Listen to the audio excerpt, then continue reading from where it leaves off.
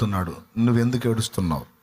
అప్పుల గురించా, పిల్లల గురించా, సమస్యల గురించా, జబ్బు గురించా, పిల్లలు పుట్టలేదనా, లేదా పుట్టిన పిల్లల మాట వింటలేదనా, లేదా ఇల్లు మధ్యలో ఆగిపోయిందనా, ఇంకా పెళ్లి కాలేదనా? ఎందుకు ఏడుస్తున్నావు? అమ్మా ఎందుకు ఏడ్చుచున్నావు? నువ్వు చెప్పాలి, దేవా అవన్నీ కాదు నాయన, ఆత్మల రక్షణ కొరకు ఏడుస్తున్నాను, భూమి మీద నీ నామ మహిమ కొరకు ఏడుస్తున్నాను, నీకు రావాల్సిన మహిమ వ్యర్థమైన వాటికి చెందుతుంటే బాధపడుతున్నాను, నీకు సమీపస్తులుగా ఉండాల్సిన ప్రజలు రక్షింపలేని వాటిని ఆశ్రయిస్తుంటే వారి దీన స్థితిని చూసి ఏడుస్తున్నాను.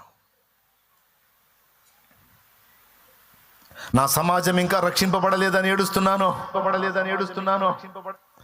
నా ప్రాంతం ఇంకా రక్షింపబడలేదని ఏడుస్తున్నాను, నా గ్రామం ఇంకా రక్షింపబడలేదని ఏడుస్తున్నాను, నా పట్టణము, నా రాష్ట్రము, నా జిల్లా, నా దేశము రక్షింపబడలేదని ఏడుస్తున్నాను. అమ్మా ఎందుకు ఏడుస్తున్నా? అయ్యా ఎందుకు ఏడుస్తున్నాను? ఎందుకొరకు ఏడుపు అంటే ఇందుకు